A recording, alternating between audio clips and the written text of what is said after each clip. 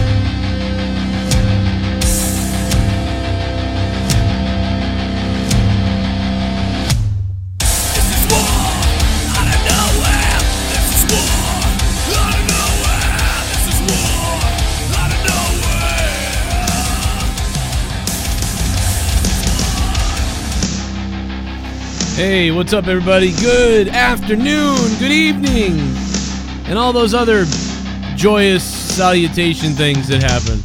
I am live right now with Connor from OK Fame. It looks like a... You look very rapist in that right there. With that, like, that's right there is the... Yeah, that's a... Either that or the Nakamura feeling himself up. It's one of the two.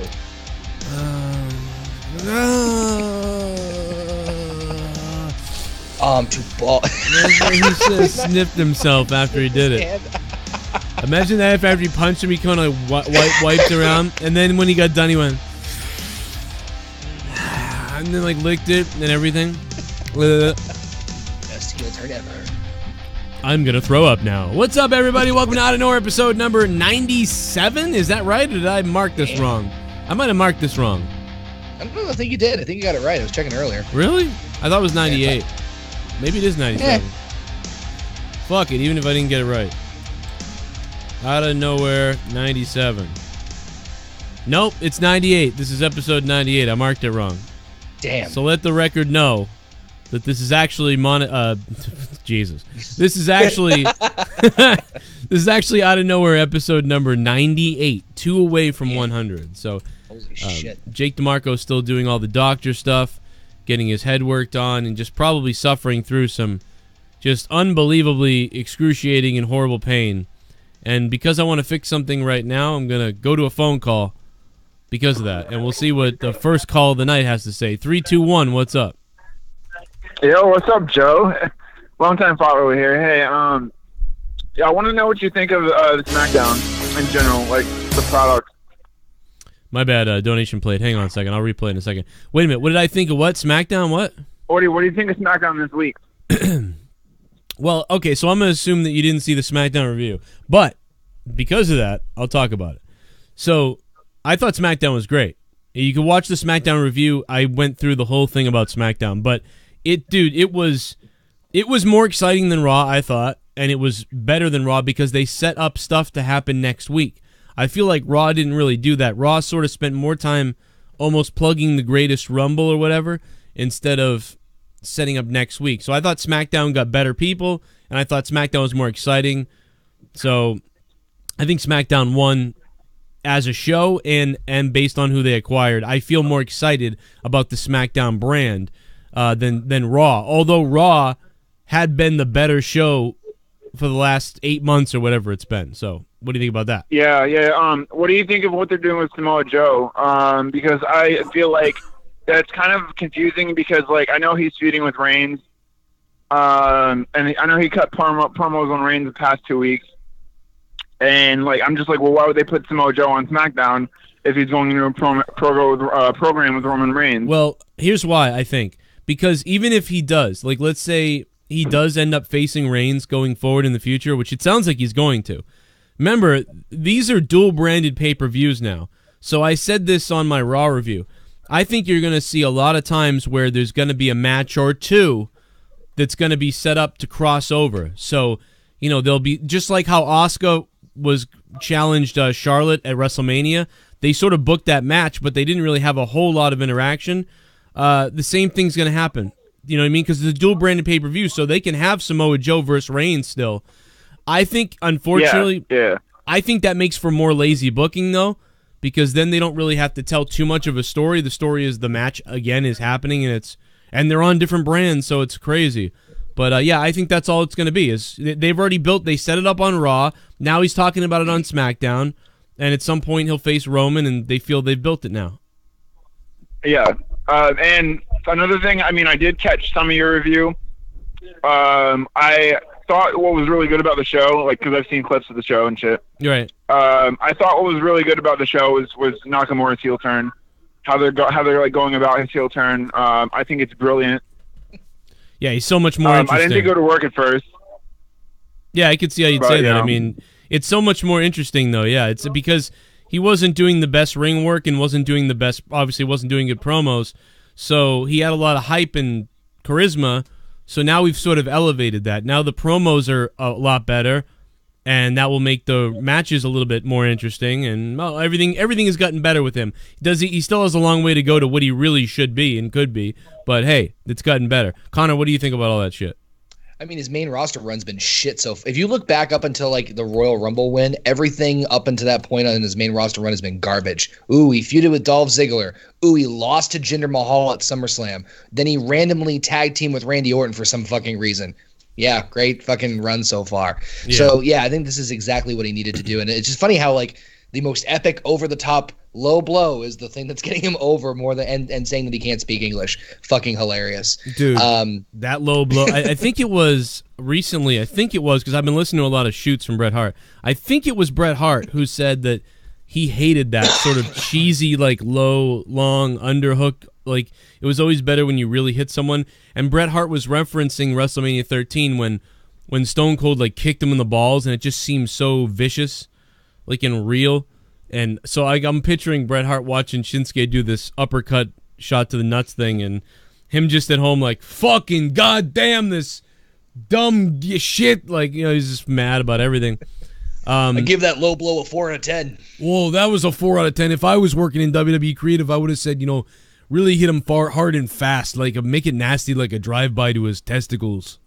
You know, but it's his facial expression that sells it too, because he like does that and he like looks around like, oh, like that. The freaking like the whole thing is just, it's so over the top. That's why it's getting over. I mean, that, and we needed the fucking heel turn. But that on the thing of the pay-per-views, by the way, remember the last time they did the Superstar Shakeup? Payback was like right around the corner. And it was really fucked up because it's like, okay, but he's on Raw and then then they have a like it's all a clusterfuck. So I think that once we get through the greatest Royal Rumble and then Backlash, I think everything will probably smooth itself out as far as the fucking pay-per-views, because that's I think they're doing this on the fly as far as the shakeup again. And don't get me wrong, I'm happy with most of the decisions, but it just seems a lot of it is very impromptu. Yeah, no, I like that too. But yeah, I don't think they really 100% know what's going on yet. And I don't like that. Again, I don't like if Ziggler and, McIntyre, do the same thing as, you know, the Big Cass and the Miz. I mean, but you could see that happening. It's like the same crew. I would rather if Miz benefited from Big Cass beating up Daniel Bryan to where the Miz could capitalize on Bryan, you know, getting heat on Cass, which is furthering the heat for the Miz. But they don't actually need to both come together. I mean, hopefully, I'd like it to work that way. Yeah, you could do a whole thing where I think it would be clever in like the first month if there just happens to be a circumstance every single week where Daniel Bryan and Miz just don't like cross paths, or like, let's say Big Cass attacks Daniel Bryan backstage and Miz just walks by and goes, "Oof, that's fucking unfortunate," and then just walks away. Like stuff like that. Like little tiny teases, and then eventually it gets to that point. Yeah, that'd be cool. Let me play. I'm sorry. Let me replay. Null Death's donation, guys. If you want to donate tonight, the link is in the description box down below. Hit us up with your questions and all that other shit. Patrons asked questions earlier. We're gonna go to the patron questions in a few minutes. And if you guys want to donate, the link says Streamlabs. Unfortunately, Super Chat is still not active because YouTube sucks ass, and they still haven't activated it, even though we're 40,000 hours over the 4,000 mark. So we're 41,000 hours over the 4,000 hour requirement, but YouTube is delaying in reviewing so we can have monetization on this channel. So we've had no monetization on this channel for even WrestleMania's 80,000 views or whatever. So fuck you, YouTube. But anyway, let's play Null Death's donation that I missed. If it will play. Will it play? Is it going to play? Played earlier. It did play earlier, yeah. I thought I could replay it. Oh, wait, it's playing right now. I muted it. My bad. Monetize these testicles. It's time for Outta Nowhere. Sup, Joe and OK Fabe. Jake is here in spirit. SD Live has all the talent Raw got owned. We need a Nakamura the pervert donation. Hashtag hand to balls, fist to box, tongue to anus. Sorry, tongue I don't to anus. speak I love that. English. Did you say mouth to anus? He said tongue to anus. I don't speak English. Fist to box. Oh my god. and hands to balls. That's lovely. Null Death, what's up? Shout out to Null Death, who is the big bad moderator now too. So Null Death will take you out. Although we really don't ban almost anybody. You know, you got to be really... Fist to anus. Fist to dick. Dude, if he said fist to dick, I would probably freak the fuck out. I'd buy that shirt. I'd buy that shirt instantly. Yeah, fist to dick would sell really well. Can you imagine like him doing like a creepy face and it's just a giant fist like this? Like... It just says fist to dick. There's like a X over someone's privates. That'd be great. We got and yeah, man, and Bruno Sammartino passed away. What the hell, bro? I didn't even hear that he was sick. You know, it's what a fucking this guy was. How long? I don't even know how long he was champion, but I just always knew that he'd been the champion for like the longest time. His first reign was 4 years combined. It was 8,000 days. Oh overall. my god.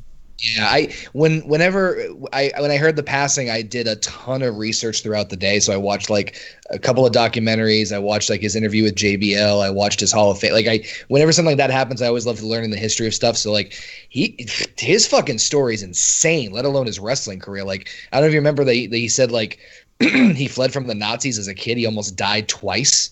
Like fucking surreal if you actually hear his story. That is crazy. I've heard some.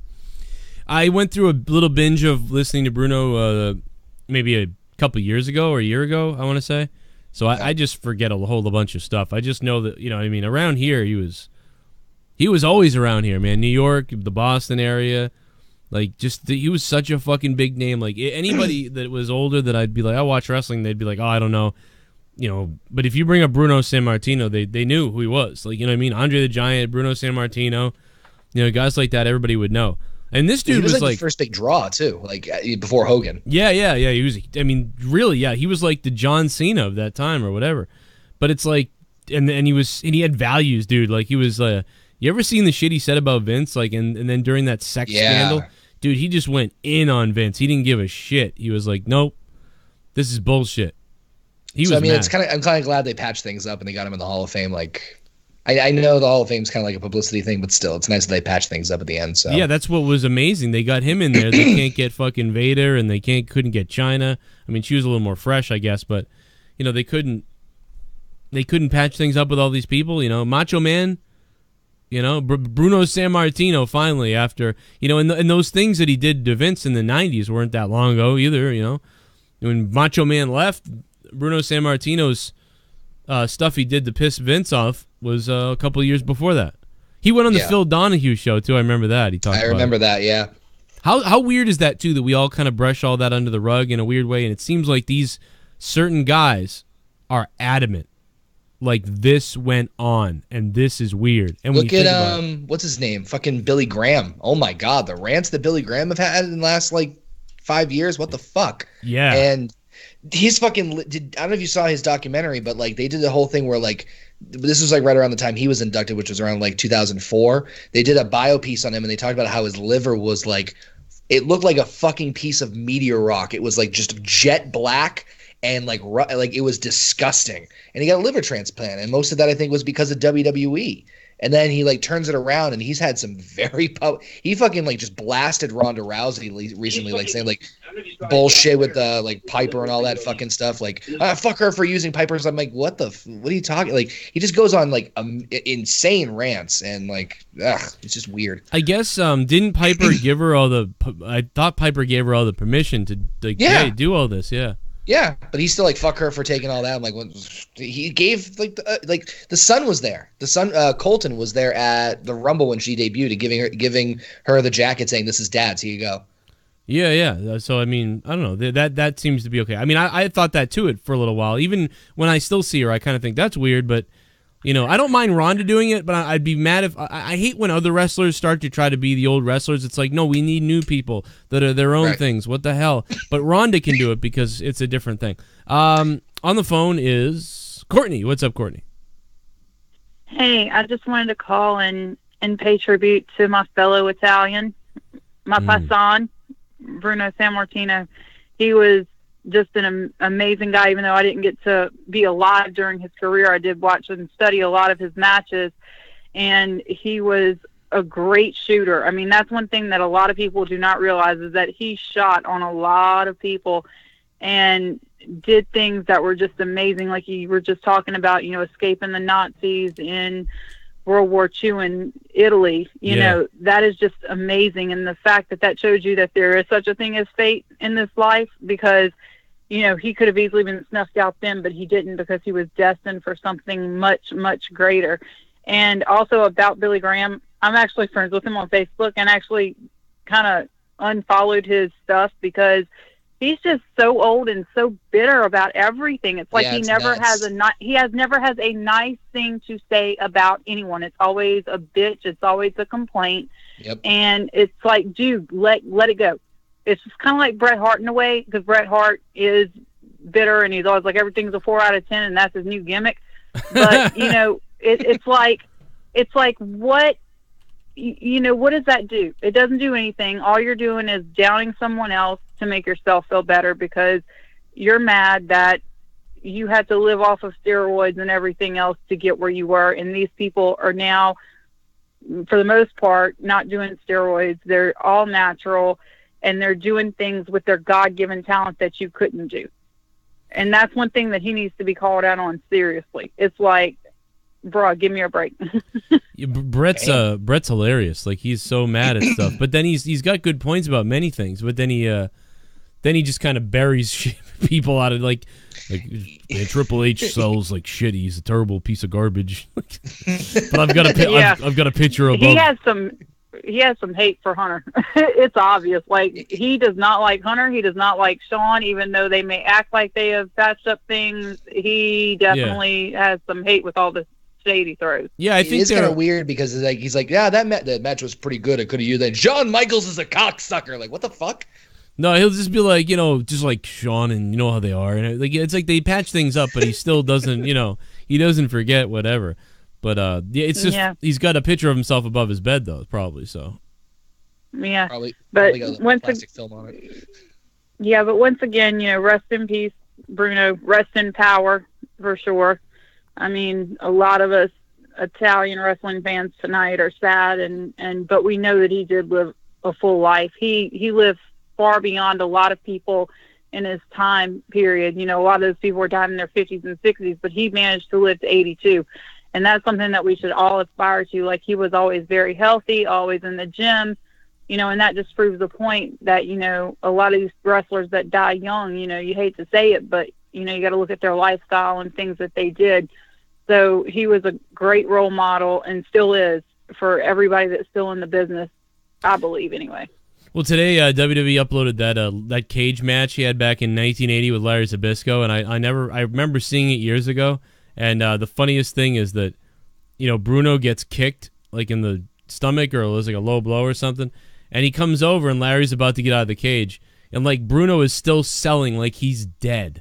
Like, he's holding his like left arm or something, and he's selling like he can barely walk, and he gets over to the cage and he uses one hand to grab Zbyszko and throw him backwards, and then as Zbyszko hits his head and falls over, and Bruno Sammartino still is on the floor selling everything. It was it was like desperation. It doesn't look, when Guy gets up and like goes to the cage and it looks so planned that, oh, now he's got to get up to stop him from getting out of the cage. That just looked like so real because it would look like he was desperate to stop him from getting to the cage. And that was something I always remembered that. And I'm like, I wish they did a little more of that in cage matches and even in ladder matches where it feels like they're planning this whole thing. And that just was so real that he was selling everything. He was like, fuck, oh, and shoved them back in. You don't really see that anymore, especially in a cage match. So, yeah, man. I love Bruno. Hey, I'm like 12% Italian, so that means something. Yeah. Okay, well, thanks, guys, and I hope y'all have a great show tonight. Thanks, Courtney. Thanks. There was one I was watching with Bruno where, I don't know if you heard about this story, when Stan Hansen broke his neck. Oh, yeah. There's a huge upheaval about it because there's actually a picture, you probably can find it, where like it shows Sammartino, like he's fucking ginormous with the muscles, but he's got like the brace on, the halo, pins all over him. It's like, and he got nuclear heat because obviously kayfabe was still strong then. And then the other one I saw was him and Kowalski. He hits him, and Kowalski when you see them like leg sweep a guy, like brush his legs, like, and they kick him out from underneath him. He like punched him, and then Kowalski like flipped his legs up like he was super selling. Like, what the fuck was that? But the crowd was popping for it because Kowalski was such a heel back then. It was really cool stuff. Yeah, that. All I can think about is Zbyszko, just talking about how he was a little boy and he looked through the bushes and. That's right, because Zbyszko was like the what do you call it, the fucking, like, the big fan, like the number one trainee, and then he turned on him. I remember that, yeah. No, but you remember Zbyszko's like Hall of Fame speech or whatever it was? Yeah, it was kind of a little. It was weird. It was like he's like, and then I saw Bruno Sammartino, and who would have known a kid like me who wanted to be a wrestler would run into Bruno Sammartino, and the bushes would open. It was like a magical shit bomb. This is fucking hilarious. Samoa Joe is a huge pickup for SmackDown. They won the shakeup, in my opinion. Do you think Nakamura will win the title at Backlash? Bry Guy. Oh my God. Bry Guy, thanks for the $5 and becoming a $5 shit bum. I think he might win the belt, maybe. I don't know. He'll win at the Rumble first, then they'll do a rematch at Backlash. Because Backlash is fucked, I think. Yeah, Backlash is totally fucked because, again, this is just like Extreme Rules last year, where Vince created something different. It's no death. My name is Kane, and I'm donating.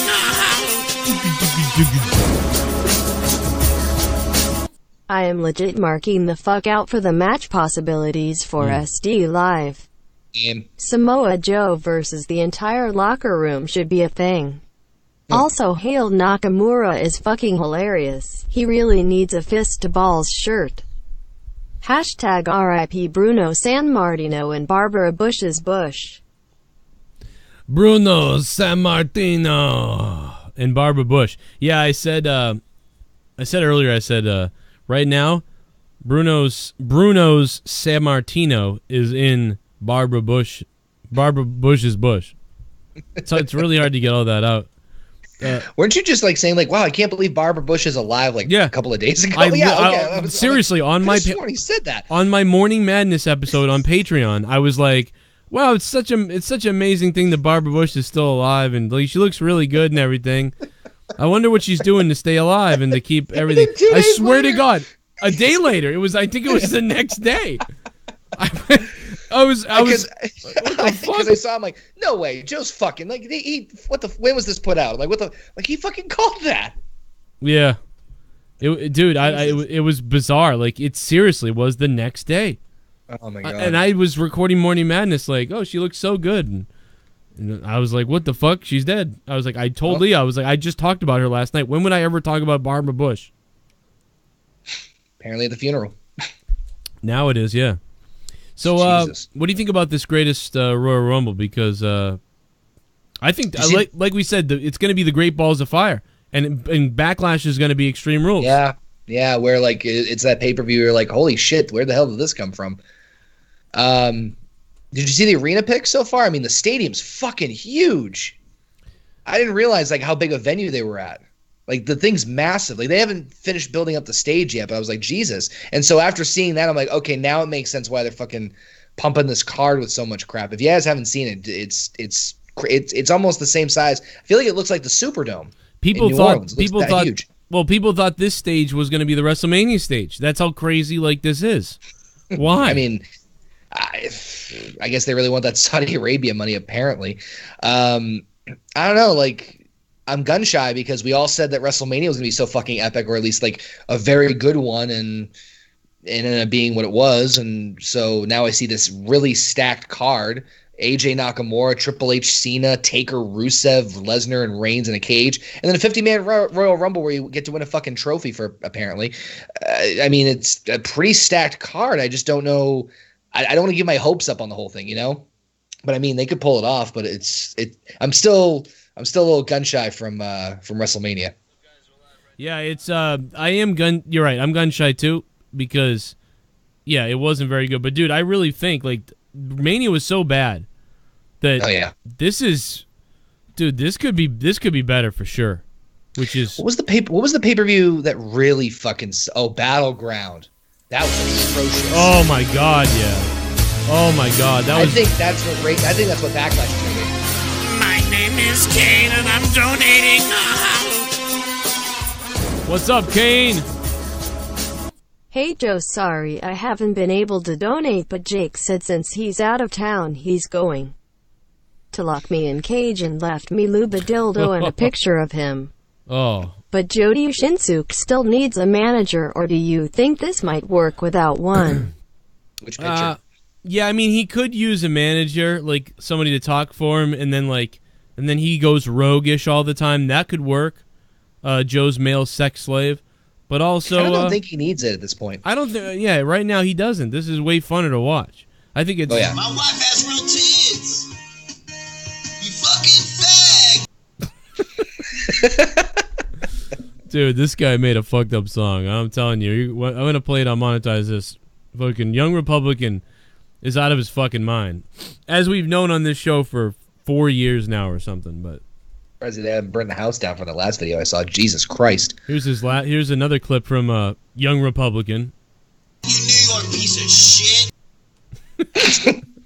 He sounds like Corey Feldman in that. Oh my god, yes. You New York piece of shit. But even in his whole song, like it's just weird. He sounds Shit like bum. Young Republican. What will be the main event for SummerSlam? I think it's gonna involve Lesnar. Maybe. Fuck, what would be the main event? What do I want to be the main event, though? What? I don't know. Oh. How about, I think you're saying, like, do you know? I want heel Roman Reigns against Daniel Bryan at SummerSlam. That's what I want. You don't save that for Mania? I guess, yeah, save that for Mania, I guess. I guess it could be... if Brock Lesnar keeps the belt, see, it all depends on if he keeps the belt or not. Although I suppose you could have Lesnar versus Roman at SummerSlam. I don't want that to be it. AJ and Nakamura could again headline SummerSlam. I think if you did, if SmackDown main evented, I'd do Bryan Nakamura. Bryan and Nakamura headlining SmackDown. I don't think they'll do that though. No, I don't think they'll be the main event. But if it was from SmackDown, that's your money match right there for SmackDown. But Raw, I have no fucking clue. I mean, do you do Balor versus Reigns? I mean, I know I'm kind of shrugging my shoulders on that one, but like, who else? Because I'm thinking, who else came over from the Superstar Shakeup that could like be a big like match player for fucking Raw, and I can't really think of anybody. So I would just that's the only one I can think of. Balor Reigns. Isn't Raw a mess right now? It is. I was thinking about it after like when I got off with you on SmackDown. I was like looking back at the Superstar Shakeup. I'm like, the fuck's with Raw?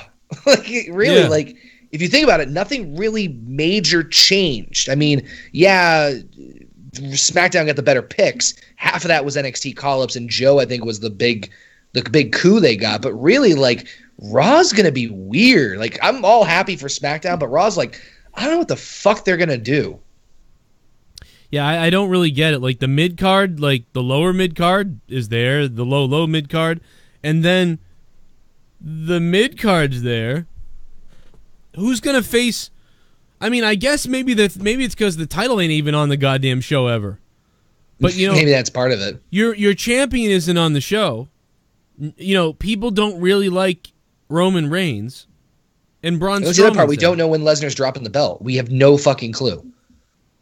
Well, and after the Greatest Rumble, we'll have a better idea, because if he doesn't drop it to Reigns, I would think he would drop it to Reigns, because you got to get that belt on the show now, because the show is so fucked right now. How could you not have this belt on the show at this point? And there's no main event, and what is Reigns just going to wrestle everybody? If you don't have the belt on the show, you could get away with it until SummerSlam, because then you have, it's not going to be pretty, but at least it kind of works out, because with the dual branded pay-per-views, you don't need the Universal Champion. You always have, where is it? The WWE title to fall back on. So there's always a championship match at the show. So you're not really doing that. In the meantime, they can build up the other guys to be eventual challengers for the Universal Championship. But that's the only fucking guess. I have no fucking clue what they're going to do on Raw. It is a goddamn clusterfuck. Yeah, that's fucked up. It's fucked, man. Yeah. Let's take a phone call. Lots of phone calls. 830, what's up? Hey, Joe Cronin. Hey. Hey, you answered? Yeah, man. What do you got? Holy crap. This is Outta Nowhere. Oh, yeah. Oh, my God. It's Joe Cronin. He picked up. My dick is hard. I don't believe it. Oh, my God. All right, well, there goes him. All right. Genius is briefly fleeting. Jesus Christ. Let's see, what else we got here? Let's go to Broken Matthew. What's up, Broken? What's up, Joe? What's up, man? Connor? What is up? Okay, so I got a question. Do y'all think that they're going to take away Lashley's spear because of Reigns? I'm surprised they're going to take away his name, because there's two Bobbies now on Raw. Yeah. But I'm going to say, yeah, sure, they will. And you know when someone comes up to on WWE programming when they come back or whatever, and you can sort of feel how impactful they feel? We thought maybe Lashley was going to be one of those top guys. I have a feeling now that he doesn't feel like that. He feels just like a mid-card guy. Oh, no, I think Lashley could be something special. He could be, if they book him right. Doesn't feel like it, though. And I have one more question before you let me go, because I know you got a busy night, and I got to go to school tomorrow anyway. Do you see Almas winning a WWE title in the next year? Yeah, I could. Yeah, he could win because they have the U.S. belt now. So, yeah, I mean, he could win the U.S. title, and him and Selena Vega would be would kill it. Sort of, kind of takes the Miz's heat a little bit. I'd rather him have the U.S. title for a really long time, for some reason, just to maybe build that back up a bit. But I mean, he can fucking pull it off. We've seen him with the NXT title, but I kind of want to see him with the U.S. title a little bit more, just because. I mean, granted, they always do the fucking thing of like, oh, the un-American wins the U.S. title, but fuck it. I mean, his matches quality is fantastic. So I'd rather give him the U.S. title run first. But yeah, I could see him win the title. Well, let me jump over to the Patreon. I asked people on Patreon to submit questions. By the way, become a patron. Patreon.com/Joe Cronin Show, guys. Help us out. Help me out. It's my Patreon. I said to go ahead and submit your questions, blah, blah, blah. And we'll talk about it tonight.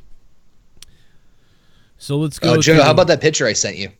Oh, my God. Yeah, we got to talk about that shit. That's so fucked up.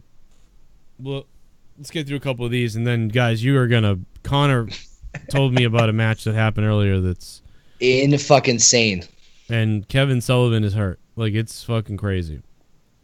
Let me pull that picture up and see if I have it, actually, real quick. Threw it to you in the chat. I can't believe that thing, man. I was scrolling through my Twitter feed right before we hopped on. I'm like, I wonder when Joe's going to... Holy fucking shit. Yeah, look at that. An egg. Oh, my God. Where is it? Oh, here it is. Oh, I did. I pulled it up. Look at this. All right, let's talk about this first, and then we'll get to Jeremy. Sorry, Baker. I derailed the questions, but fucking Christ. So I was scrolling through my Twitter feed, and this came from Sami Callihan, who apparently had a match with Kevin Sullivan. Look at the Jesus Christ. Dude, Sami Callihan actually did this to him today. Is that yesterday? Yeah, this was tonight. Do we know how it happened? A baseball bat? I'm trying to find that out now. I don't know. All I know is that it was a what was it? What type of match was it? Motherfuck. I'm trying to find. It was some sort of like street fight or something like that. Apparently, Kevin Sullivan gave like a fucking like 17-second promo right beforehand and like cussed him out or whatever, and then he fucking brutalized him. Jesus Christ. I mean, people already are mad at Sami Callihan, like thinking he's unsafe and stuff at the Eddie Edwards thing with the bat. This is not going to help him. I almost wonder if Kevin Sullivan was like, "Listen, boy, you'll never get heat like this ever again. I want you to crack my head open tonight. I want you to do it. I want you to get a heat. I want you to get crazy heat." Crack my head. I apologize if this video is already instantly demonetized. Yeah, right. Do what WWE does. Black and white it. Oh my God. Christ, dude. Unbelievable. Yeah, this is fucking brutal. I have maybe you guys can help out in the chat. I have no idea how he did this, but like, God damn. Someone said that's one big zit. Oh my God. And it's bleeding too, is the weird thing. Yeah. It's bleeding all over the place. Yeah, it's everywhere. That batters up. Jesus Christ. Yeah, I don't know how the fuck he did this. I'm trying to find out how he did this. Let me see if I can find. Wow. Yeah, a lot of people are like, holy shit. I'm trying to find out how the fuck he did this. I don't know. Yeah, I wish that'd be really cool. But let me pull up JP's question here. Yeah. Who is it? It's Jeremy Baker's question. Jeremy Baker says, "Who do you think got the better end of the deal in the shakeup?" That's an easy SmackDown, I think. Yeah, and I think obviously Connor. Everybody, most everybody I've heard has said obviously SmackDown made out. Just depends how creative goes. Let's go through more of the Patreon questions. You guys can submit videos if you want in there too. Matt, Steffi, if you could remove one guy from the WWE and let them thrive on the indies, who would it be? With the exception of Rusev Day. I mean, I'd probably get rid of Dolph because he's just been... It's not going anywhere in WWE. Just, you know what I mean? Go get it on the indies. I'd love to see what he does out there. Maybe he won't do anything out there. Yeah, if it was for that reason, like a guy's like, he isn't doing shit there, yes. But I know he's super over right now. But if he were to let go, I'd be curious to see how Elias would do on the indies. I know he's super over right now, and there's no reason to let him go, but I'm just saying if he did... See, I don't think Elias... I don't think he would do that well. Really? No, yeah. I mean, I think he would do all right, but I mean, I just feel like a guy who's more like, you know, has better wrestling matches would do better. You know what I'm saying? Yeah, he's more of an entertainer. Yeah, I mean, he might... Yeah, I get your point. It's like Adam Rose. You know, Adam Rose had that big fun, you know, everybody loved, for a while they loved him. And then he went on the indies. He's doing, like, okay, but it's not like he's not going to... Right. Glorious Eugene, with Ricochet, Johnny Gargano being hot commodities in NXT, with the success of Daniel Bryan in the past 5 years, do you think Vince needs to start letting the new style of high-flying lightweight cruiserweights thrive instead of always burying the majority of them? Glorious Eugene, I just think that they need to be allowed to have matches. You know what I mean? Because Sasha and Bayley don't necessarily do all this crazy high-flying stuff. And Sasha and Bayley could put on I would think, a really good match at some point. But it doesn't feel like they're ever really allowed to. So it doesn't even need to be that high-flying stuff and whatever. You know, it just needs to be matches that are good, that are entertaining. And it feels like everything is always booked wrong or executed wrong, or they almost got enough time but didn't get enough time. So there's always some kind of problem. What do you think about that? I think that with Triple H taking over 205 Live and seeing how that's going to work, which I've been watching it now regularly since WrestleMania, and they had a fucking crazy tag team match. And it was the simplest booking. it was great stuff. And I think that eventually it's going to slowly seep its way back in. I think it's not going to be instant, but the more that we see I think right around, what is it, 2020, the XFL starting again, right? Right. So I think right around that time, because I think Triple H is really going to take a big step forward as far as the creative goes. That's just my thought. I think you'll start to see it slowly seep its way in, like, hey, it's working in NXT, it's working in 205 Live. Let's try a little bit here on Raw, a little bit here on Smack. Try this and that. I think it's just going to slowly make its way down. I definitely could see it happening because, like you said, Tommaso Ciampa and fucking Gargano were fucking incredible. And I think eventually you just see it start to, not with everybody, obviously. You can't have fucking Authors of Pain doing fucking moonsaults. But, like, it's just slowly seep into the main roster eventually. I think that, well, fuck it. I think we'll go to the next question. Glorious Eugene, thank you. Let's see what else we got. We got Justin McNeil. Who will win the not so greatest Royal Rumble? I think they're gonna troll us and do Bryan. They're gonna do Bryan, dude. That's, oh my god. They'll be like, we'll give them what they always wanted. We're not gonna give you this Rumble, but we'll give you a trophy that's taller than you. It'll be funny. You know, Vince would think that's funny too. Like, it'll be funny, the damn trophy's bigger than him. We'll have to lug the trophy. You have to bring it to the airport, pal. How are you going to carry that back there if you don't eat meat? I got to put it through customs. You know, if you eat a little bit more meat, Daniel, you might have grown to be about at least Shawn Michaels' height. You know, me and him go way back. We have a homosexual thing. I love that clip, man. Oh, my Christ. There's Courtney. Do you think WWE goes to Fox, that Raw will go back to 2 hours? What? Oh, if they go to Fox, will Raw go back to 2 hours? That's been rumored for a while. I think it might, because I don't know how they have 3 hours of programming time to put in there. So yeah, that's what I've heard. I think it would go back to 2. Real quick, shout out to Wahoo LeBron. He just hit us up on Twitter. Apparently, it was with a steel chair that broke open Kevin Sullivan. Jesus. Yeah, I don't know how the fuck that happened, but Christ. Man, you can. Yeah, he sent us a still image on Twitter, but fuck. God damn it. That's crazy, man. You should never be hitting someone in the head. Like, how did it happen? Like, I mean, you should put your hand up or something, but he just got cracked completely.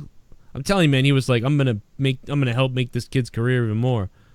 Beat up, you put him. I'm gonna die in the ring. I'm gonna, yeah. Sami Callihan killed Kevin Sullivan. Jay Don't Play. By the way, actually, on Patreon, on one of my Morning Madness episodes, Famous B joined me, and he told me that he was he kind of hung with Kevin Sullivan at WrestleCon, so that's kind of funny. Jay Don't Play says Ziggler, Drew going to work out either of them could be what Ziggler has needed. Even to Big E didn't work out. He won the world title, though. It's like they think he needs a big person with him. Yeah, it's like, it's almost like they literally put him in there as Drew McIntyre's crutch. Like, make sure he has someone with him, and then they'll do this. They'll do these things. They'll be like a tandem, rather than bringing in Drew Galloway or Drew McIntyre and having him just run somebody over. See, I would have. I don't know, man. Like, my vision is completely different. My vision would have been Roman Reigns winning, and it still could happen, but I mean, my vision would be Reigns winning in Saudi Arabia, coming back, saying the American audience and the regular audience sucks, and kind of getting into beefs with just everyone and defending the championship. So it's like a Monster of the Week thing, and everyone's always cheering for whoever is facing Reigns. And at some point, you could have had, Samoa Joe goes after him, McIntyre goes after him, and it's like Reigns is still winning, but he's kind of a heel, but every single match is big to all of us, because if you get 70 to 80% of the crowd booing Reigns and hating Reigns' guts, if you can get 80% of the crowd hating his guts, then we're all going to want to watch to see if somebody's going to finally beat him, and that will be what people will pay for. That will be amazing.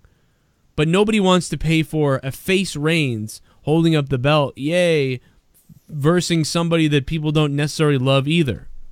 Like, that's not going to work. It's not working now. Anthony Garcia says, if AJ retains, who will he feud with next? Bryan. Yeah, you think Daniel Bryan will feud with AJ first or Nakamura first? See, I think if Nakamura and AJ are done, I thought Joe would be next.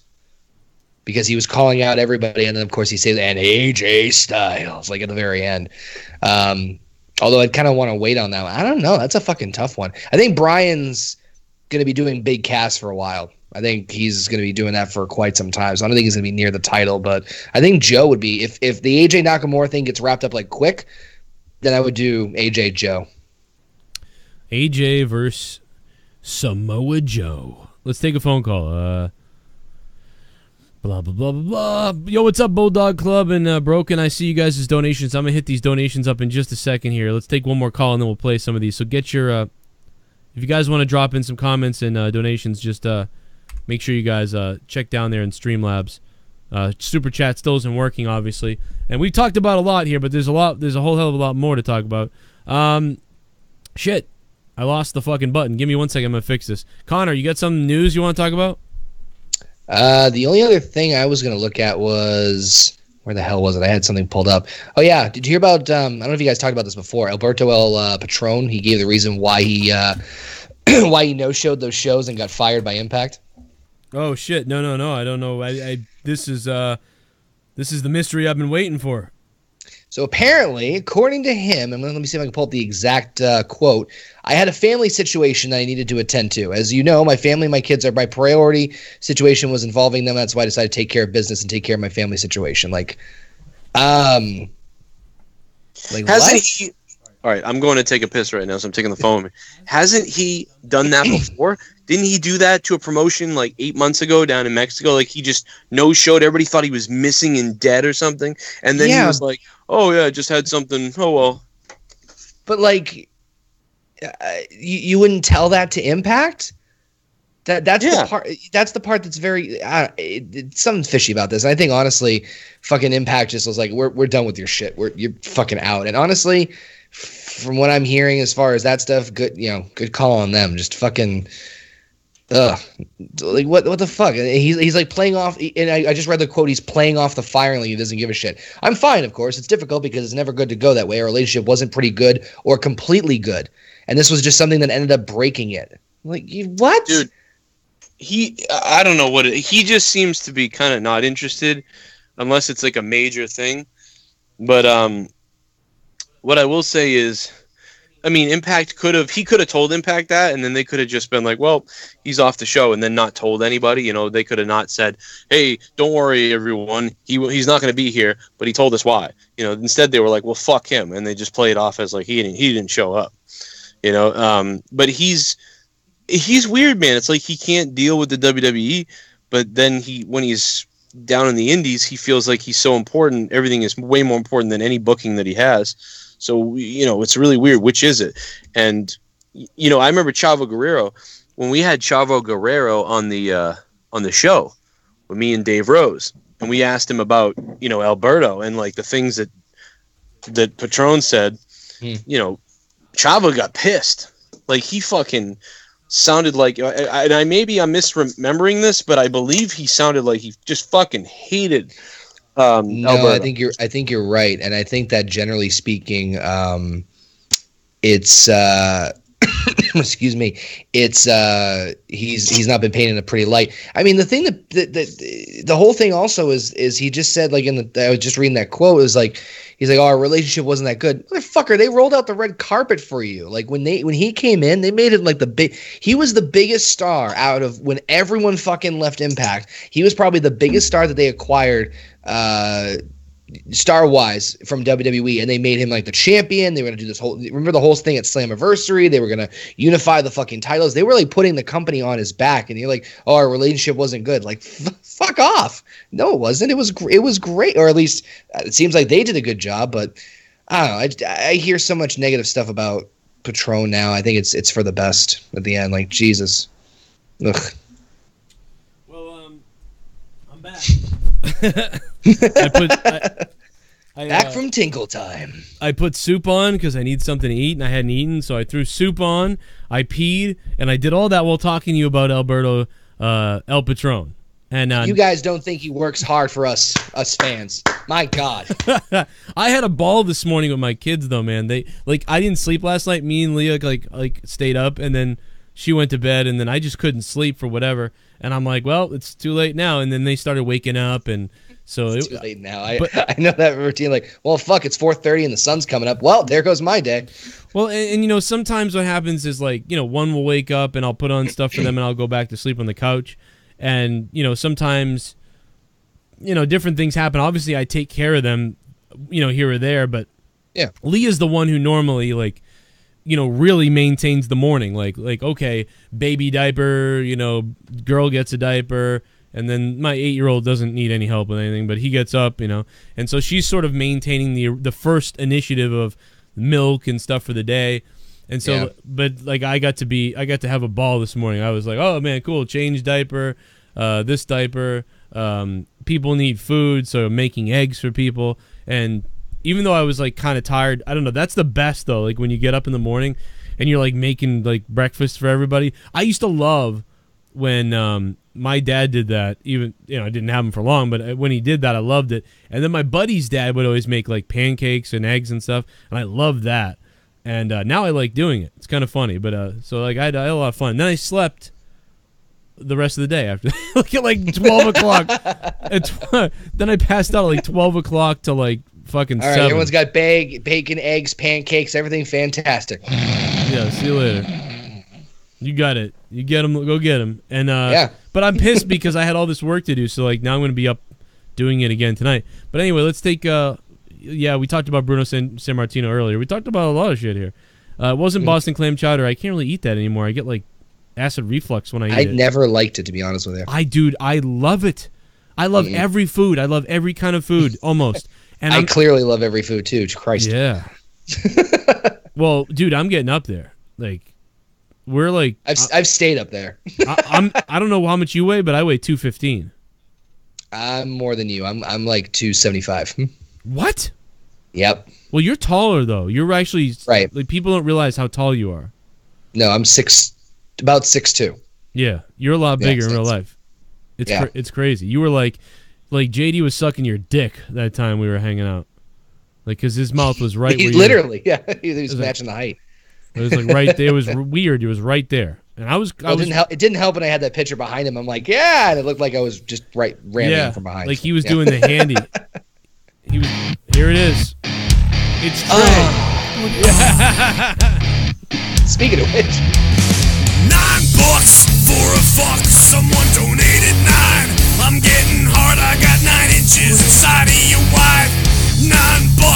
I'm shooting. Hey, they're gonna have Pyro at the Greatest Rumble. And my balls have turned blue. $9. Suck my dick. SmackDown main card and tag card are in good shape now after the shakeup, but the women Division 1 feel like is lacking. Agreed. Yeah. Agreed. By the way, the favorite part about that donation, by the way, is not so much Lesnar doing the Pyro thing. Hey, Joe and Connor, been a while since I've been able to donate. I'm sorry. But I was wanting to get your guys' opinions on the concussion lawsuits against WWE. Seems pointless to me seeing as the wrestlers knew what they were getting. Is that just me? It's probably... No, on the same page. I think it's going to get thrown out. I mean, obviously. Yeah. Vinny Carr. What's up, Vinny? Good to hear from you, Vinny. Thank you for the $5 and becoming a $5 shitbum, Vinny. Shitbum. Yeah, so we're both in agreement. Like, this is going to go nowhere, the concussion lawsuit. Yeah. And real quick, what were you going to say about that previous donation? Oh, the Lesnar donation. I love that because the referee, when he's holding his hands like that, like he's like, oh my God, it's Lesnar's dick. That's just my favorite part. No Death, what's up? Oh, yeah, you are too? Well, you can get down there and gobble on it too, No Death. Jesus. Shit bum. I feel like they took most of the talent away from Raw in order to make it all about Roman. Even more focus on him, it seems like. On another note, I expected Charlotte to be on Raw. I take it either her or Ronda win the Women's Royal Rumble then? That's a good point. Maybe Ronda will win Probably that Rumble. Ronda, yeah. Thank you, Joe Cronin's cock must win. And wouldn't that be pathetic if they put, really, Joe Cronin's cock, if they put Roman Reigns just surrounded him to be like, oh yeah, you don't think he's a superstar? Who's a superstar if it's not Roman? The only reason I disagree with that is because they kept Strowman on there. I think Strowman's more over than Reigns. Well, he is, but they seem like they're going big teddy bear. Oh my God. Seems like they're going big teddy bear happy guy. Kane, and I'm donating.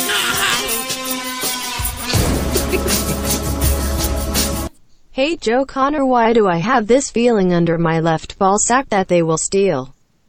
Find a way to fuck up SmackDown. By the way, arm two balls. Arm two balls. Two balls. Broken line, thank you. Probably because even when they were doing well a year and a half ago, you know, they were still not doing the best, and they ruined it at some point. So it's not crazy to think that at some point this is not going to work out. SmackDown's usually had not always, but usually had a better roster. So it's like, how can you fuck that up when you have like all these guys? On Spotify, WWE changed the logo from scratch logo to network logo on Drew McIntyre's Broken Dreams album cover, so I think he will use his old theme on main roster. I love that song. Wow. I love that fucking song. You know what's weird is, remember when, well, I don't know if anybody remembers this, but first of all, Drew McIntyre listens to the show, okay? So that's fucking amazing. All right, that's hilarious. He listens to the show. He listens to Monetize This and shit. So Drew McIntyre is coming to WWE, and I had him on the show when he was leaving TNA. We had a podcast. You know, me and him always talked in Twitter, and we never could sync up to do the podcast. He always wanted to come on, and I always wanted him on. And when he finally got signed by WWE, I DM'd him and was like, "Yo, this is awesome." I was like, "Dude, they're gonna give you back your old theme, right? Because that was awesome." And he said, "I hope so." And I was like, "Yeah, me too." Song. And then he got there and he got the NXT one, but the NXT one was really good and it fit him. But do you think? Yeah, I mean, like on the main roster, maybe it. I'd be for it. Fuck it. I mean, I remember blasting that in my car a couple weeks ago. Actually, I was like, fucking Drew McIntyre's old theme." I'm like, yeah, this is the shit. I wouldn't mind that if they made as much as we're kind of iffy about Ziggler and McIntyre as a tag team. I wouldn't mind them coming out to that. That'd be pretty fun. That'd be badass. Yeah, they could do that, but I feel like they're gonna get Dolph's music done. Or is record scratching and shit? Yeah, and actually it's funny because someone brought up Dublin brought up fucking that Bill Bahati fuck. Then he like started yelling at me like that I didn't know Drew McIntyre. He's like, "Stop putting words in his mouth." I'm like, "Dude, I literally asked him, and he told me something." And I go like, then I had to ask Drew if it was okay to put that on the record that he wanted his old theme. And then me and Drew basically agreed that, that wouldn't be good. Like I told Drew, I said, let's not comment on it. You just got signed by NXT, and I don't want to be like, he wants ruin his old it. Yeah, you don't want to stir any shit up in that. Yeah. Yeah, so I didn't want to do that. But so Bill Bahati was trying to say like, I didn't know him and all these. That guy's a psychopath anyway. But that dude is fucking crazy. That Billy kid, and he keeps getting in trouble left and right because he's pretty sure at some point he's gonna probably kill somebody. But I mean, he's really messed up. But yeah, dude, Drew's the man. I'm so happy. Like, just I don't know, man. I'm fired up that he got back to WWE after everything we talked about, and then he did it. Shit bum. And now we got a shit bum. Can't wait for Daniel Bryan versus Miz. I feel that feud will be awesome, and I hope that was just a fuck up not putting Nikki Cross in the picture with Sanity. Yeah, we talked a lot about that on SmackDown Review last night. Very weird. I real quick, Broken Lion, thanks for becoming a $5 shit bum. I think that they're going to introduce Nikki Cross at some point, but I think they're leaving her in the women's division down in NXT because they just need bodies. And big time. And maybe they don't know what to do with her yet because, like, New Day's there or something. Maybe at some point they'll get involved where there's a woman, and then she shows up. Or maybe Sanity. Ooh. If Raw gave you AIDS, put your hands in the air. If Raw gave you AIDS, I'm not afraid to say. Raw gave me AIDS, fuck Raw. Raw gave me AIDS, fuck Raw. Holy shit. Do you think Vince moved Samoa Joe to SmackDown because the fans love Joe and chant his name, as we all hate Roman. We know Maybe. Vince doesn't want fans cheering against Yep. Roman and doesn't want anyone bigger than Roman. Why renew their feud then, and IT? Hey, Haskell, I mean, it's so funny that we had that donation a few minutes ago, too. It's like people are really getting into that conspiracy, man. Get the tinfoil hats ready. Because it is weird. Haskell, thank you for the donation, man. Thank you guys for the donations. If you guys want to donate, the link is down below in the Streamlabs. And all the donation amounts are listed in the description box if you wonder how much you want to trigger a donation for. But what do you think about that? I think it's weird. How do they not, like...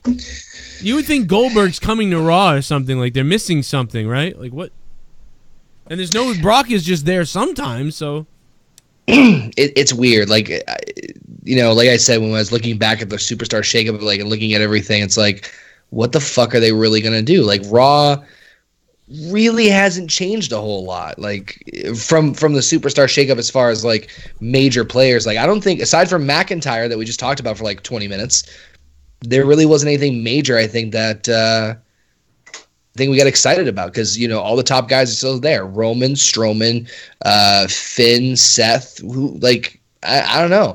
And you're right, with the whole Lesnar thing, I don't know what the fuck they're going to do. This whole greatest Royal Rumble thing is just throwing a fucking wrench in everything. I don't know what the fuck they're going to do. And listen, this is like, again... Are you finishing your soup? Yeah, I went out to pour my soup, yeah.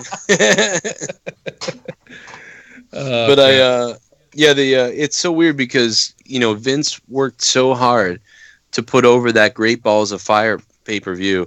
I mean, he really worked his ass off. And we said it even then. We said, you know, Extreme Rules is going to be garbage. And they're going to end up, you know, Extreme Rules has been garbage. But it should be extreme. We should see all this extreme stuff. We saw nothing extreme. It was actually worse than most normal pay-per-views. It was that bad. It was the top 3 worst pay-per-view of the year. It didn't much worse, but yeah, I get your point. Yeah. It was much worse. You're right. But Great Balls of Fire ended up being well hyped and was a lot treated with more respect because it was like Vince's baby, calling it Great Balls of Fire. In fact, I think we had blood at Great Balls of Fire multiple times, as opposed to Extreme Rules, which we never saw blood, where people were swinging chairs around. I'm trying to pull up the card because I remember Joe and Lesnar, and I remember Strowman and Roman in an ambulance match, but I'm trying to remember the rest of the fucking... Yeah, Jesus. Party got cut open in that one. Yeah, too. Because it was them in a 30-minute Iron Man match for the tag titles. Yes. Sasha and Bliss for the women's title. Miz and Ambrose for the IC. Strowman, Roman ambulance. Lesnar, Joe... what else we got? Cass and Enzo, Wyatt and Seth Rollins. All right, that could have been fun. Yeah, these aren't bad at all. But like, yeah, I remember because we were all like poking fun of it and making fun of it about like, oh, they're calling it Great Balls of Fire. Like Vince doesn't even know that's a song. But what I remember doing is weeks before it aired, I said this on one of the shows. I said, you know, everybody's making fun of this. I'm like, but I'm telling you, this could be better than anything else because when, you know, Vince cares about this, he didn't give a shit about Extreme Rules. And guess what? He don't give a shit about Backlash, I bet. So the greatest Royal Rumble is going to be the show to watch, not Backlash. It really is weird, though, to think that, like, you know, you hear all these theories about, like, oh, they're sabotaging this person or sabotaging the show. And you're thinking to yourself, like, why will you don't think of like any business doing that? Like, you would think a business wants to optimize profit and optimize audience retention and fandom in order to bring back, you know, more revenue. You know what I mean? Like, you don't. Well, they're gonna screw over this show to get like, and you think, that there's no way. But then you see Mania and the Rumble. It's like they don't see it. Let me explain why. This is why. See, they don't see it like that. They don't see it like that. They're screwing over these other shows. They see it like foreplay and sex. They see it like, oh, we're warming the oven, we're licking the clit, and then eventually we're gonna stick it in, and it's gonna be so wet that it's gonna be like, oh, you know, that's exactly what they're doing. They're feeling tits and grabbing ass on Backlash, but the greatest Royal Rumble, that's when they're gonna come full penetration. And same thing with Roman. You know what I mean? Don't have a match that's gonna overshadow Roman because. Yep. You know what I mean? If you just start sticking it in and jamming it in, like, well, then you miss the main event, and that's how they feel. That's how they feel. They don't see how the people are actually feeling, But and you know, people are at this point, because of how wrestling is how it is, everyone's always going to complain about something or complain about whatever.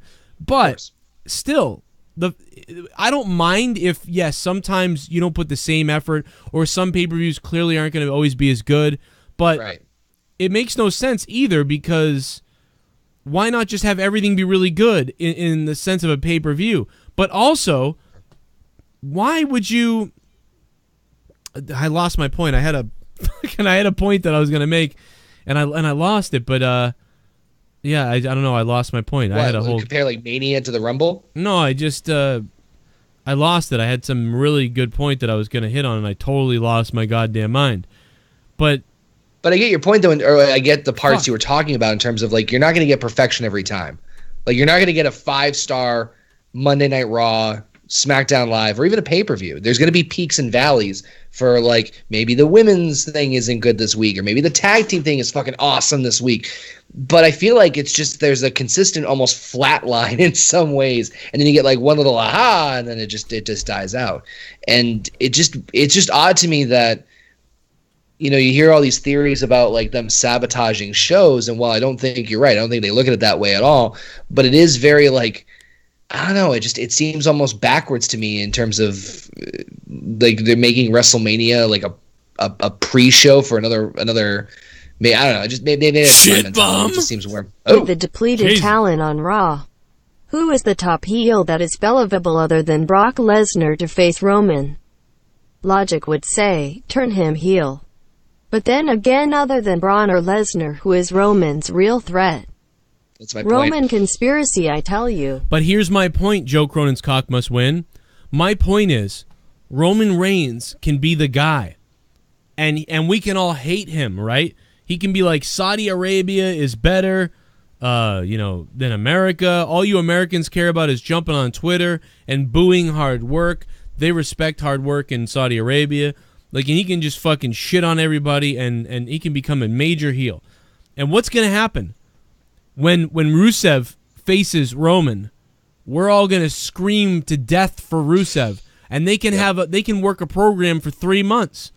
And then when Rusev doesn't get it done, Roman can then be like, well, he couldn't get it done. Who's up next? You know, and then this next guy comes up, like maybe Elias. And then Elias doesn't beat him on a Raw, and he's defending the belt on a Raw. And Roman can just keep beating these guys until somebody gets over enough that that's who the crowd has gone with. And now you have a top babyface.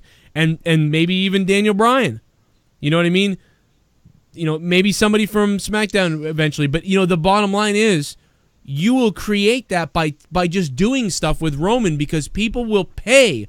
I am telling you right now, if you make Roman a piece of shit, people will pay to see Roman get beat up, or to see Roman finally lose the title if he's a major heel. It won't be like CM Punk's heel run, where like some people didn't like him, but most people just enjoyed being entertained by him being the champion. No, you will make people want to rip his hair out. What do you think about? I really think that's where they should go, but no, I see where you're going with this. I mean, like it almost turning into I guess the way I envision it was like almost like an entitled heel. We're like, yeah, I'm the man. Fuck you. This is my. I can see that very easily getting over. That's what people pay money for, is to see heels get the shit kicked out of them. Dude, they've set it up for him. They boo him everywhere. All he has to say is, all you do is boo me. You know what? I hate all of you. You know what I mean? I don't like you. And then he takes out The Rock. The Rock shows up one night to be like, listen. I think that'll, yeah. And then he can I think I would put over the top. He can beat the shit out of The Rock, or something like that. He can just do so many things. And then he can say, when I was having my match, bleeding, putting my life on the line to win, to defeat a guy who doesn't even give a damn about any of you or anybody in this business. I was bleeding, fighting, struggling, and what did I hear in the crowd? Boos and people playing with beach balls. In Saudi Arabia, everyone was standing on their hands and feet cheering for me when I won this championship. Now I come back and look at all this. Boos. Because you people don't understand what work ethic is. You don't respect anybody who busts their ass. You'd rather cheer for a guy who shows up once every 3 months. All that stuff. oh my God, it's fire, and then he's a heel, and then you just want to see everyone beat his ass, Rusev, and whoever the fuck, and then Strowman eventually. Like, you want to see all those rivalries, and then depending on how each rivalry goes, as Roman beats everybody and keeps moving with the belt, you want to have whoever worked out the best, or whoever you think is rising to the top, face him at SummerSlam, if not a bigger name come back. Something like that. Why not? I just feel like that's the money right there. I agree with you. I'm not gonna disagree. By the way, I was just thinking about like the names of. You might be different than Jake DeMarco. No, Jake, if you're listening, I love you. Hope you're all right. I was thinking about the names that if they kept Roman babyface, like who the fuck could he challenge if he beats Lesnar? And the only person or persons I could think of, but you're just gonna recycle the same shit from fucking SmackDown as Owens and Zayn. That's it. Everyone else is a fucking babyface, unless they turn either Seth or Finn heel. Yeah, that's a good point. Shit bomb. A lot of fucking. Joe WWE doesn't want to do Daniel Bryan versus Roman because even though he gets booed like shit, now it would be even worse with Daniel. But that's the perfect opportunity to do it. Yeah, but can you imagine if Daniel Bryan was, and by the way, I think Daniel Bryan's taken a little step back. I don't know if you noticed this, but it was almost like he was more over when he wasn't wrestling. Like he's still over a lot. Yeah, I did get that kind of feeling a little bit from SmackDown where like they weren't as into it. I mean, when he was wrestling, I didn't honestly expect him to be wrestling this much. I thought he would do like a Lesnar deal where like you'd only like wrestle on pay-per-views. I wasn't expecting him to wrestle every fucking night or every TV at least. He definitely got the pop on the SmackDown after Mania, but this last week was just like, eh. I'm almost in shock that he's in the ring. I mean, part of it's like that for me, like that I'm almost like it's a little surreal. He is in the ring right now. I'm not like, yes, he's here. Like you're like, well, look at that. I honestly like, and it's weird because Daniel Bryan was the most over guy. Daniel Bryan still is the guy who's been cheered for the loudest since Austin and The Rock and Cena. You know, I just checked out the chat for a second, and there's a name that popped up for who could challenge Roman. I didn't even fucking think of this because there's rumors they've been pushing him, and Corbin is another one that got over to Raw. And I thought, they haven't done shit with him. I like him, but he has done nothing on SmackDown the last, 3 months? Roman Reigns versus Baron Corbin to me is boring. Like, that to me is horrible. I'd be more interested to see what Corbin has to say out of anything, but as far as the match goes, I mean, yeah, not really like jumping out of my chair for that one. But I mean, I could. There's rumors they were gonna push him anyway, so I don't know. I'd much rather turn him heel and just go full throttle with that. They should have Corbin should have a pretty decent little push as a heel. But he should do some interesting stuff, too. It's like nobody has like a third dimension to their character anymore. It's always just like, I'm either going to be saying good things or bad things. But there's no above level for most people, right? There's no, like, Baron Corbin, I'm a heel. I bring the boldness. I mean, and then there's like other guys, the other guys are faces, but nobody really has this like extra level of charisma or dimension to them.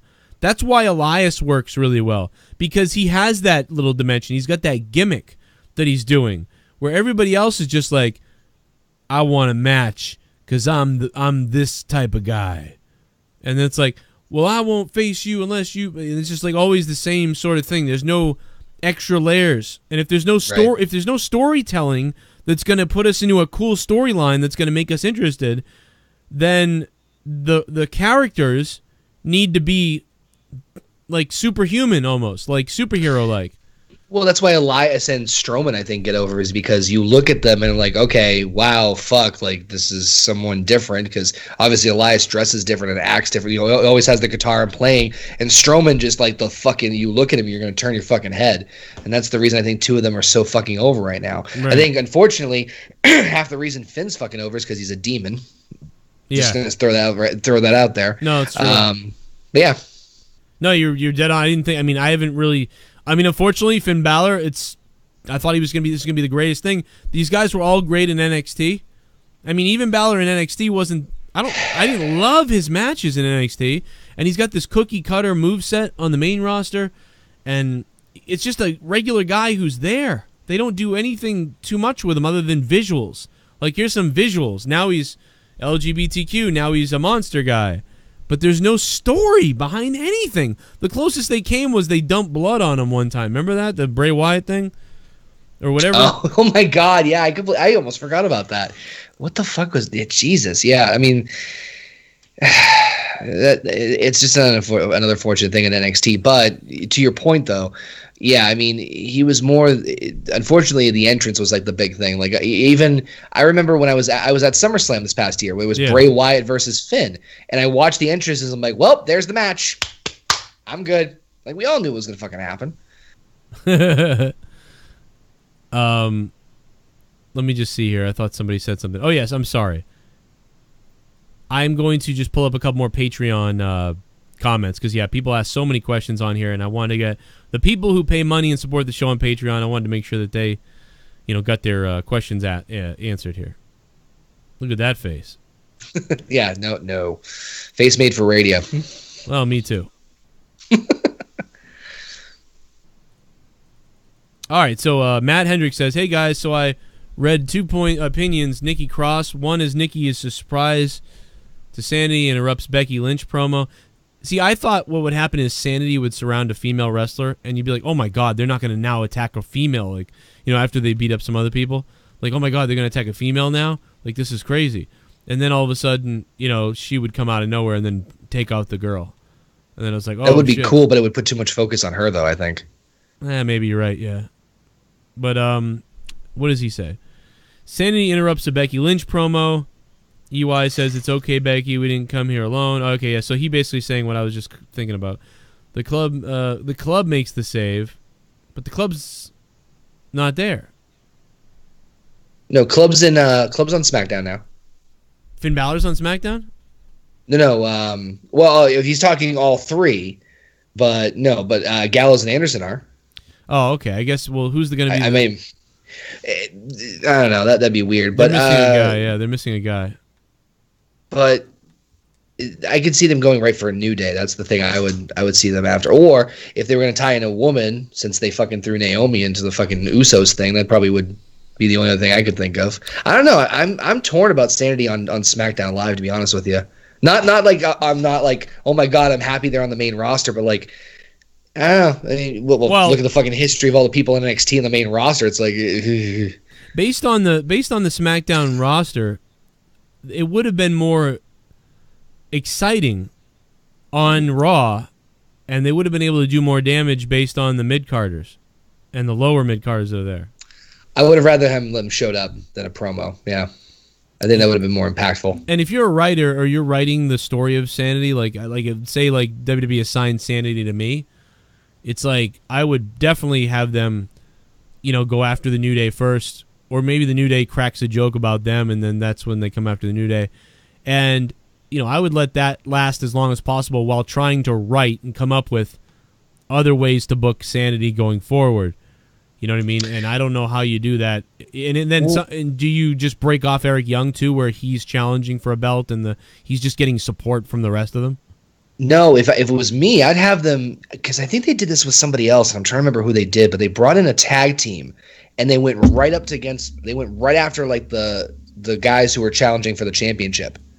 And they kind of floated up on they were kind of like floating around as like this like random team like that was like challenging against these two other guys. And it was kind of like a side feud to build up to like the babyface rivalry. Like for example, we had Styles versus Nakamura they were both babyface going to WrestleMania. Like they would randomly attack Styles and Nakamura as they were shaking hands, and then like that build that feud, and then like they overcame them, and then they would go off and do their own thing in the tag team division. Like really, really introduce them hot. At least that's the way I would kind of. Because they have the numbers game advantage. I don't think there's any other team aside from New Day that has the three-man thing going. But, I mean, that's the way I would introduce them and try to, because they're chaos and craziness. Like, well, make them fucking unpredictable. Make them attack the most random person that you would not see coming. Why not be the WWE champion? Why not the U.S. champion? Don't go right after a tag team. Make it a little unpredictable. Yeah, like, they did a good job with having, I don't know if I really loved it, but I mean, they did a decent job with having, Cass and everybody show up at the end of SmackDown, like during the main event stuff. So that made them seem like it was important. I would have thought it'd been better if he showed up in the main event for the first time, not show up in the back. Right, like completely cut the backstage part. Yeah, get rid of that. Yeah, Yeah, if you got rid of that, Cass's I would have if they did that. I think Cass's appearance on SmackDown would have been better received. Yeah, I agree because they spoiled it and then they had him come out again and it was like, well, okay, he's here. We knew that. Finn Balor Forever, 3-part question: would you put the club back together now on SmackDown Live? I mean, yeah, I would have probably done that, but they didn't do that, so they're not there. Because then you would have had another group. But with the WWE, what was well, if you brought Finn over, they're saying if you brought Finn over with the club. Yes, I would have done that. That would have been a great rival. That shit could have written itself because you do AJ versus Finn, and then you put them in the middle. Yeah, and you do like they're doing with. I mean, it's a copycat in more ways than one. But you do the copycat thing they're doing with the Bullet Club right now with Kenny Omega and Cody Rhodes. Like, who's the true leader? That shit writes itself. Yeah, exactly. Yeah, they don't even need to do much, but it's at least something. Where even those those are like NXT stories. They do little stories on NXT, and it's like those are at least like. Little, like you said, little stories that kind of write themselves. They're not the entertainment stories I'm looking for. I want bigger storylines and things, and those simple ones thrown in. But on the main roster, you don't get this. You don't really get the simple ones thrown in, and you don't really get the big stories. You just kind of get crap. I mean, like it's really bad. Like I mean, I don't know, like it's bad. Hell, I gave 205 Live fucking credit this week because they told a better story. Yeah. 205 Live. It was like, what the fuck? Yeah, because the main roster is just like put people out, have matches. Unreal. Have them say things that we wrote down, and it will be weird. Nito Exodust. What will it take for Vince McMahon and creative to get their heads out of their ass and start listening to the fans? I think one of the things is they think they are listening to the fans many times. You know what I mean? Talks. Yeah, exactly. Yeah, they'll take more show attendance to drop. But, I bet you part of them is blaming the indie guys they're calling up. Like, see, this ain't working. They're not blaming... But there's no top guy. There's no top guys or guy. That's why there's no interesting... Who is the must-see person in the company right now? It's different for every WWE fan. That's the problem. It's spread around. You ask one person, they say, AJ Styles. You ask a kid or something, he goes, oh, Roman. You ask somebody else, they say, I love, one of the women, whatever. And then like, oh, I love Braun. Like it's just all over the place. There's no definitive whatever. And that's why if you can't make a top face, which they clearly right now just can't do, make a top heel. And you can do that with Roman. And I mean, people, because that's how you build your baby face. Yeah, and then you build a baby face off the heat that Roman has. It's so simple right now. Instead of keep trying to push this fucking circle through the square hole, like with Roman, just keep trying to do it. It's like that's what they're doing. Like, do it again. It's a fucking great analogy. That's why I'm laughing. That's the one. It's just keep doing it. Oh, does it work? Oh, kind of. Well, I can push it, but it still doesn't work. I'll turn it this way. It's like, come on, man. Go grab the fucking sander and sand this thing down to a circle and it'll go through. I think long-term planning, or at least having an idea of a long-term plan, also doesn't help the situation either. Like that, I think we were talking about this before weeks ago when Sasha was in an interview and she's like, "What's the one thing you miss between NXT and the main Raw?" She's like, "Well, knowing what's going to happen is usually great." She's like, "I don't even fucking know what happens until I get to the show." It's like, if you don't have a long-term plans for success, how can you plan for success? I don't understand that. Well, and here's the other thing: the way they write now, they write episode to episode, but they don't really write much.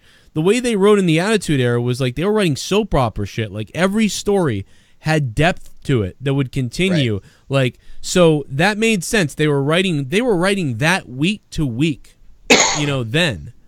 But like, why? You don't need to take a break for it now. My name is Kane and I'm donating. It's Mark, everybody. Hey Joe and Connor, I have debated amongst myself not to watch the GERR because of the whole women not wrestling thing, but it is what it is. I decided check this show out since Backlash will be trash. Joe, I bought monetize this t-shirt off your Teespring as well.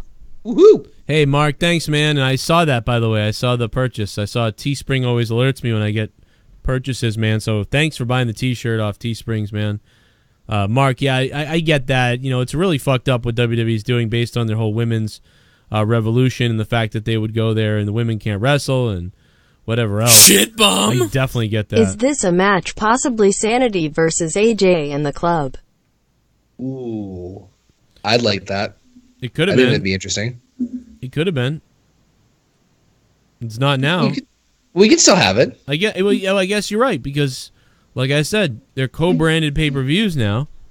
So Well, no, if you do AJ, Gallows, and Anderson against Eric Young, Gillian Dane, and Wolf. You're right. I'm sorry. Yeah, you're right. Yeah. But also, yeah, I mean, what do you think about that? Because it's like, dude, co-branded. It's just, you know, they're gonna whip out 1 or 2 matches every pay-per-view where it's a mixed. Yeah, they're gonna pull some shit. They're covering their ass in more ways than one with that. As soon as they announce, I told you, like I told you a while back, like I'm like this is the first major step in the brand extension ending being ended. Yep, Yeah. I give it 2020 is my guess. Is that we're gonna go right back to Raw Super Show with the SmackDown logo on the fucking bottom. I wonder if they'll come up with like a weird gimmick for the other show, you know, like something different.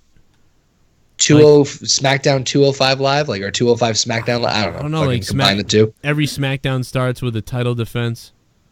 You know, and you don't know what title it's going to be that's on the line. You know, something like that. Maybe they'll have to create a TV title, like something like that, or maybe they'll treat. Oh no, I know for a fact Vince hates TV titles. Yeah, that's like right. I think Pritchard said that on his show. I'm really big on his show now, and he said that Vince hates TV titles. Like he despises them. Can't do it, Dave Rose. They would have to despise. They would have to despise. They would have to do something though, like if they go back to that, because you know the shows were missing something then too. So yeah. Anyway, we're gonna get the hell out of here. Let me see. Awandi, my anus is on fire. How do I put it out? Says Awandi. Mark Westman, how long do you think the Saudi Arabia event will be? I think it's probably going to be 3 or 4 hours. Probably an hour. More. Yeah. Oh shit! It's going to be WrestleMania. Yeah, they said the pre-show's at pre-show's 11 a.m. The show itself is at 12, and they said I think it's going to be at least 6 hours. Oh my fuck! Yeah, I might have to take Friday off from work. Dude, I'm gonna be. That's insane, dude. I'm gonna be covering that, like doing that whole thing, and then you got monetized this. No, and then I'm gonna be running to Brockton to do commentary. I got wrestling commentary. Oh shit! I'm calling wrestling in Brockton that night. Come on out to Brockton, and then I'm gonna fly home and do monetize this. You better like have some sort of like energy enema drink or something like that. This is gonna be dumb as shit. Yeah. What's up, Mark Westman? How you doing, man? Thank you, bro. ADTR says, when do you think Dean Ambrose will return? It's if I can remember right, I think they said June. June, I think is the ballpark. There's a guy that could have a Roman feud. We thought he was coming back like this week. I thought so too, but I guess he's out a little bit longer. But I think June or end of May is what I can remember hearing last. But hey, you bring back Dean Ambrose as a heel, might be interesting. He's got to be, because he's boring as hell right now. It just doesn't feel. I mean, they're not gonna. If they, I know they're not gonna turn Roman heel as per the great suggestion, but if they're gonna have anybody fight Roman, I mean, shit, that's at least mild. They're gonna fucking cheer Dean Ambrose then. Fucking John Moxley with fucking syringes coming out of his cheek. Yeah, they could really sort of look at Dean and be like, let's do the Stone Cold with Dean where he comes out. ShiBUM. They really have to. I don't think Roman needs to turn heel, but I would like to see him become more bloodthirsty and violent. I don't think it will work. Millionaire Bruce Wayne, thanks for the $5. Yeah, I don't think that'll work. I think even when he goes, I'm going to be crazy, like people just boo him anyway. He's kind of bloodthirsty. He's already, really, like, what else? You know what I mean? Like, I don't know what that would entail. Yeah, I mean, I guess maybe he could be the one cutting someone open instead of Lesnar, I guess. Oh, no, Kevin Sullivan's in the building. Run, Kevin! Don't go after him, Roman! See, I would see more like, I don't know, I just don't see him, man. Don't see it. Has to be. I think he has to be a heel. I think there's anything less than that is been a waste of time. Yeah. I really think that. It's a waste of time to me. They're wasting their time. I mean, dude, here's why anybody who thinks that that's not true is wrong. Because it's been like 5 years. I mean, how long has it been? 4 years? 4 years of the most ridiculous push, and nobody can deny this. 4 years of the most ridiculous push anyone has ever received. Ever. Nobody. Fuck title reigns and shit like that. Nobody has ever received a push like Roman Reigns. And by the way, Cena though. Well, okay, but Cena was cheered by the crowd. Cena was Right. cheered at. Okay, yeah, you're right. Cena was cheered at first. He was wicked over with the fans. People loved him, and then he got a push, and then he became like the top guy. People loved him, and then eventually you started hearing people booing him. Yep. And then they never turned him heel, and then they forced Cena down our throats. While it was definitive, though, that a lot of the crowd loved him, and a lot of the crowd hated him. But the love was much louder than the love for Reigns, and it's very similar. I know it's very similar, but at least Cena popped the ratings. Cena drove ratings and pop the crowd in a way that's different. You know, Roman isn't quite there. Right. Oh, trust me, I was at Dallas when 100,000 people, and I've never ever heard. You go to shows and you hear like seas of boos, but I mean, Christ, like I feel bad in some ways because it's like you could not hear a single cheer at all. Really? I couldn't hear a single one. 100,000 people. Fucking booing this man out of Dallas, insane. That's crazy. Like, there's like seriously, like your casual fans are complacent, right? They're just they're cheering for him, but not even that loud now. Like they're like, yeah, Roman. Like there's a lot of people kind of like cheering him, but it's just so complacent. Like I want people to hate this man, and I wonder maybe the casuals will still cheer for him, but then you'll get this real crazy divide. I mean, I don't know. You could really. You could do something besides what's going on right now. It's just not working. It would make it more must-see TV, excuse me. Yeah, absolutely. Hey, guys, we are going to end the show now. I'm going to be going live on Twitch to play some PUBG Hangout, I think, for a few minutes at least, or I don't even know how long or what's up. But so I will see you guys there. I just pulled up my controller now. I should put it over here. And that's it, man. I had a lot of fun tonight. Jake will be back next week. Hopefully he's okay. Oh. You're right. Roman has to turn. Hell, who else could he face as a babyface on Raw? Sammy, Baron Corbin. Doesn't sound too exciting to me. I just laid it out for you. When Roman Reigns is booed by everybody, and if everybody's booing Roman Reigns, and everybody hates Roman Reigns, you're telling me that everybody's not going to cheer for Rusev if he steps up to Roman? If Rusev steps up to Roman, that's what I'm saying is you're going to create faces. You're going to create people because people are going to hate Roman so much that if Rusev says, you know, I lived in this country now for a few years and I've changed my mind about America. This place has been great to me. And, dare you say things. And like they flip the both of them. It'd be crazy. And then everyone's cheering for Rusev. Rusev Day. And then he's facing Reigns. But look at the people on Raw. Kevin Owens. Kevin Owens can face Roman Reigns. He'd be cheered. Sammy could face Reigns. He'd be cheered because people would hate Roman Reigns so much. You've effectively made the baby faces. And yeah, I just thought of this too, where you can do like backstage segments where they like bump into each other. They don't even need to have a fucking match. Like I was just thinking, if Rusev like bumps his shoulder with Roman, they just do like this stare down, like watch where you're going. You can't tell me the crowd's not gonna fucking pop for that, right? Or Daniel Bryan. And this guy's point. And you listen, Joe Cronin's cock must win. Thanks for the donation. But your point that who's Roman gonna face if he's a heel? Who's he gonna face if he's a face? He has more options it has more options and more entertainment, I think, if he was a heel, because you have, like I said, Seth, Finn, Strowman. There's at least a couple of top guys that are babyfaces they could go through while you're building the next big babyface. Maybe not that I'm a fan of Rude as a babyface, but Bobby Roode just came over. There's a bunch of people. Exactly. It's way more interesting if he's a heel now all of a sudden. All right, everybody on YouTube, guys, thank you for watching tonight. Oh, shit. Jesus Christ, that scared the shit out of me. Thanks for watching tonight. Go check out Connor from OKFabe on YouTube, youtube.com/OKFaber. And now we are live officially on Twitch right now. So if you guys want to watch the PUBG stream, come on over to twitch.tv/Joe Cronin JCS. And we'll see you guys next week for Outta Nowhere. And goodbye. Week